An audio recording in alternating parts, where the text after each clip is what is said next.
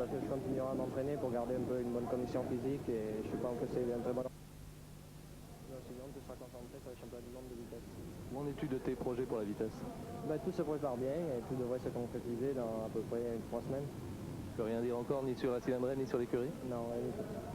Merci Jean-Michel.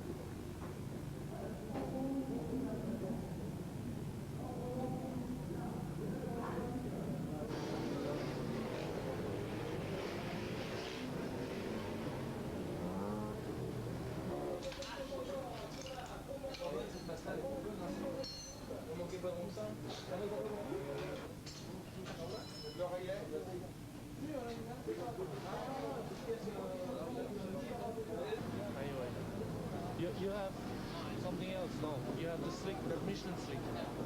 Yeah, but it should rain. It rain.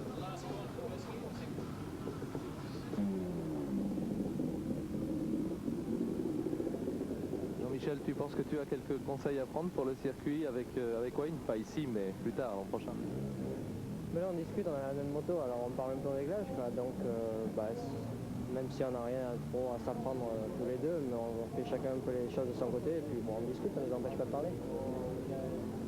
Wayne, please, just one word. What do you think of Jean-Michel? You are together on the same track. Yeah, we were together. I was following him, but he fell down. I didn't want to do that today. He was riding good, yeah. I mean, in these conditions, they're very tricky. And these type of bikes, he's an expert on. So, you know, he has certainly a very, very good advantage here. And particularly in the dirt section, he was very good. You know, I'm just trying to stay on board, particularly my last race. That's sure that's your last race with the bike? Yeah, sure. Yeah, positive. Everyone doesn't believe me, but it's true. What is it for you in your heart? Oh, it's a sad day, a sad weekend, but, you know, every champion's got to retire one day, and I just decided now's a good time to stop. Why did you decide really to stop? Oh, a lot of reasons. I'm not enjoying it like I used to. I don't want to get hurt anymore. I've achieved everything in the sport possible. You know, you got to move on. You know, that chapter of the book is closed now. Now the next chapter. So, you know, you've got to move on and do other things. Wonderful season for you with a victory in England. It was a good end of the season. The beginning wasn't too good with breaking my leg. I mean, I suppose if that hadn't happened, I might have been world champion. I may have stayed another year, but, you know, it didn't, and that's history now. Now you intend to race with 4 wheels with a car? Well, I hope to, but trying to get a competitive car is very difficult, so I'm not sure at this moment, but I would like to, yes. But at this moment, I don't have everything lined up. I'm still talking, negotiating, and I hope to be in the series, but if not, maybe I'll spend the year on the beach or something. So you think you will be able to enjoy yourself this weekend? Oh, I'm enjoying myself now. I just wish the weather was a little better. You know, it's very tricky, the conditions, particularly coming off the dirt section here. Yeah, it's good fun. I mean, if I didn't enjoy it, I wouldn't be here. Thank you very much. Have a good race.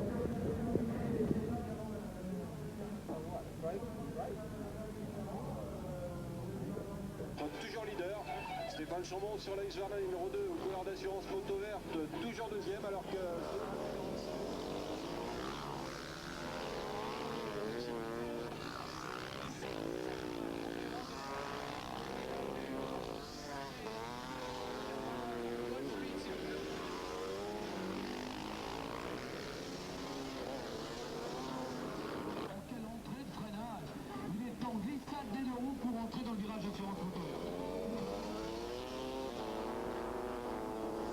Stéphane, tu as quitté les grands espaces du Paris-Pékin pour te retrouver sur un circuit. En plus ici c'est un petit peu particulier parce qu'il y a du goudron.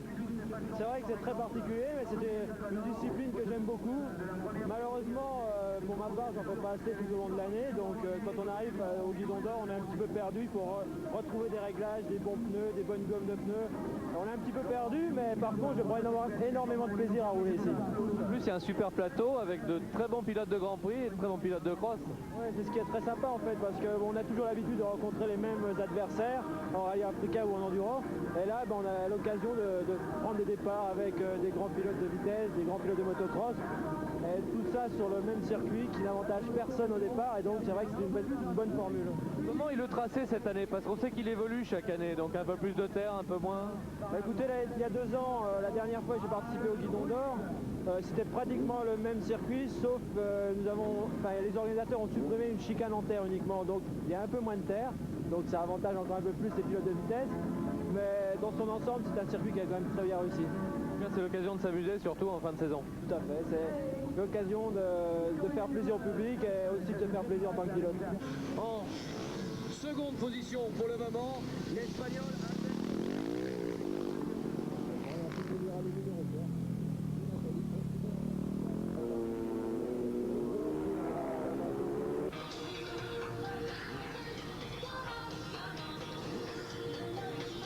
Alors les temps de référence, eh bien c'est un peu plus d'un 25. 1 minute 25 secondes et quelques.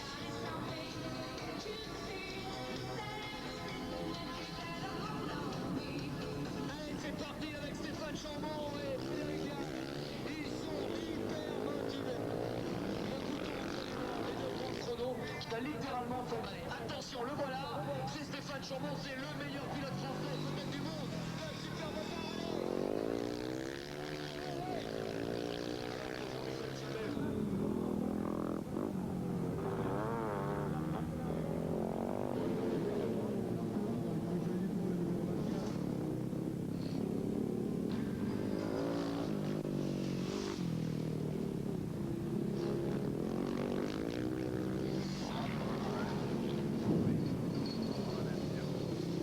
Okay, so here we see the guys on the event of the Guidon d'Or, the Golden Handlebars event, and just looking here at Stéphane Chambon, the, in fact, winner of this event last year, and winner in '89 and 1990, and a man dominant in this type of racing.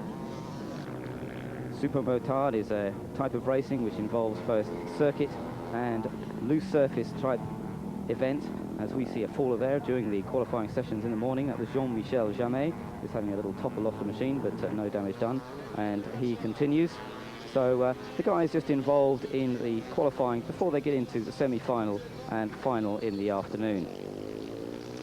So as we see they go into that, we'll be into this final in just a moment.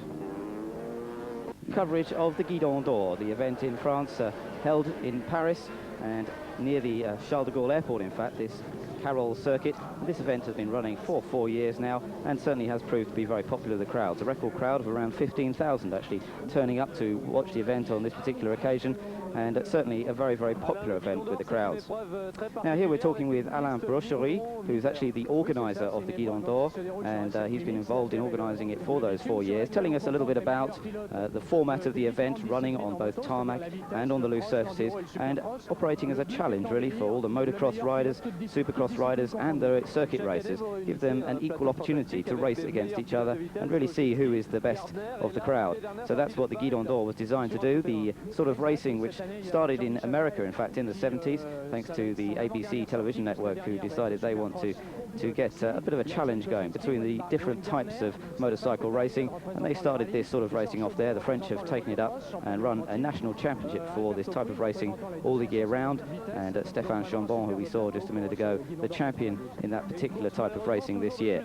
But we've got some great competitors against him this year, with Wayne Gardner amongst those taking part, John Kaczynski, both from the world of 500cc Grand Prix motorcycle racing, and they're going to be up against some great motocross guys as well, like Jean-Michel Bail, and it certainly should be some good racing. Well, here we can see the guys lining up, in fact, for the final. This is the final on the Saturday. In fact, 2 finals held over the course of the weekend, one on the Saturday and one on the Sunday, and both proving to be exciting events. We're going to be showing you the Saturday final, as that was the better of the 2 races, and we shall see exactly what happens when the circuit racers go up against the motocrossers and the supercrossers in this 1992 Guidon d'Or. Away from the line they go, and it's a great start, in fact, for Stéphane Chambon and John Kaczynski, who battle away into the first corner. Number 2 there, Chambon, number 1, Kaczynski. Those two battling away as they go into that first corner. Both of them riding the Husqvarna 610cc 4-stroke machines, and both of them trying to get into that first corner first off and try and take the early lead. Now it looks as though Stéphane Chambon has in fact taken the lead. You can see them go onto the loose surface now, and you can really begin to see the different nature of this particular track as they go through the circuit. 1.5 miles long it is, with 70% of the circuit on tarmac, the rest of it on the loose surface. Chambon then taking that early lead as he stays on the tarmac section here. John Kuczynski, the man who's been racing and riding the Yamaha all year round, finished third in the World Championship this year, and for next year in fact moving back to the 250cc class of Grand Prix riding as well. So a bit of a change of direction for Kuczynski, maybe a bit of a disappointing year for him, but he's certainly in determined form here at the Guidon d'Or, as he chases the French champion Stéphane Chambon. You really get a great idea of how they slide these machines through the corners, even on the tarmac.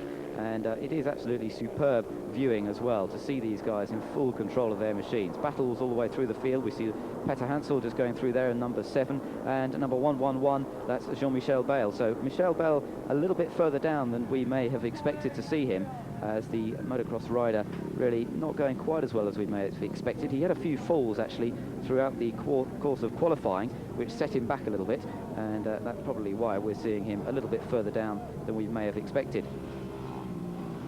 Out in front, it's still Stéphane Chambon though, and Chambon showing Kuczynski a way to ride these particular types of machines. They're running on basically more of a road racing type of tyre, certainly not a motocross type of tyre, and that's of course for maximum grip on the tarmac, but it doesn't give them too much grip once they get onto the loose surface.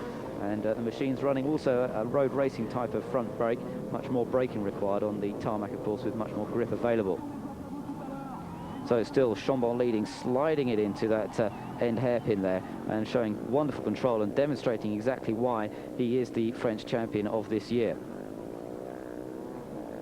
Rest of the field streaming through, and also involved in the particular race, number 9, Alberto Puig, the man who's been racing in the 250 class of Grand Prix riding this year, Spanish rider who's had a reasonable season, running a non-works Aprilia, but indeed he's had some good results, had a second earlier in the year and again later in the year during the course of the season, and so he's had some pretty good performances, and in fact he did perform extremely well over the course of the weekend of the Guidon d'Or, performing superbly on his Honda motocross machine, which was really fairly unmodified, and impressed many people.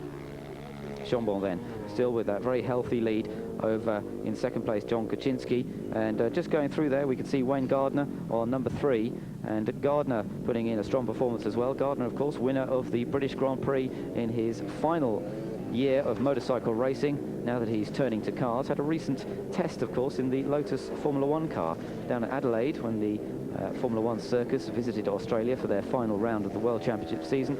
Wayne Gardner had a run in the Lotus and certainly enjoyed the experience, and indeed the tyre technicians were quite impressed with the way he was managed to keep enough heat in the tyres, so obviously pushing the car quite hard through the corners, so it certainly impressed some of the engineers that were present on that occasion. So battles all the way through the field, but Chambon it was who was leading the way. Kuczynski closing up a little bit, and these two getting involved in quite a battle. We can see them really dropping down behind the handlebars as they get onto the quicker tarmac sections, onto the long straight. They really tuck down to try and get out of the airstream and to try and increase their speed on the straight. But you can see how tight and twisty some of these tarmac sections are before they go onto the dirt, onto the really slippery stuff. Gardner going through there, of course, badly affected by that accident that he had in the opening Grand Prix of the season in Japan when he broke his right leg very badly. That put him out of action for quite a long time and really ruined any chance that he may have had in the overall championship. Nevertheless, a hard trier and always one to battle his way if he possibly can. So number 9 there, in fact, is Alberto Puig, who we mentioned, and he was just moving ahead of number 18, and that was William Rubio. Rubio had been competing more regularly in the Supermotard French Championship, and in fact finished 3rd in the championship in the end. So Puig really showing his ability here on this more standard type machine. These Supermotard bikes really very much modified to allow for these sort of conditions, and that's what they're built for. And so Puig here doing a superb job on a machine which is much more of a standard motocross type of bike. Wayne Gardner going through number 3. Now, indeed, there might well be a connection between Gardner and Puig next year. Gardner talking about managing a team, and Puig might well be a man that he could be involved in, as we see Peter Hansel going past number 5, Frank Boudon, and Peter Hansel just managing to hold on to that position as Kaczynski that little bit closer to Chambon again as they go on to the rough stuff. And certainly Kaczynski not giving up in his battle to try and take the lead from Stéphane Chambon.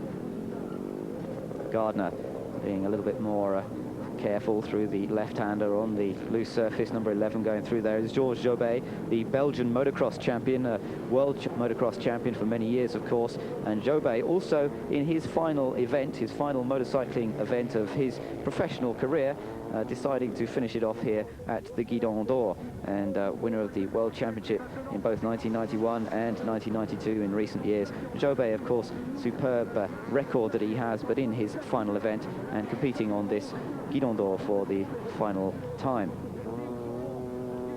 So Jean-Michel Bayle not having a tremendously good, strong run in this first of the 2 finals over the course of the weekend, and indeed Bayle perhaps a little disappointed with his performance on this particular event. He would go on later on to carry on to finish this particular race, but certainly wasn't as well up as he would have hoped, and perhaps a little bit disappointed to be down in 12th at the end of this particular day's events. So Chambon still out in front, Kaczynski still challenging and still pushing him all the way, trying to keep that pressure on all the way through to the end of this first final. In fact, on the second day, on Sunday, Kaczynski would have a few dramas in the course of qualifying for the event, and in fact had to start the final from right at the back of the grid.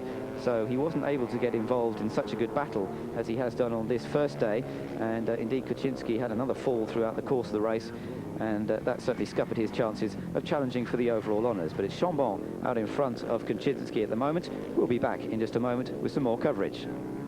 This event taking part in Paris at the Carroll circuit.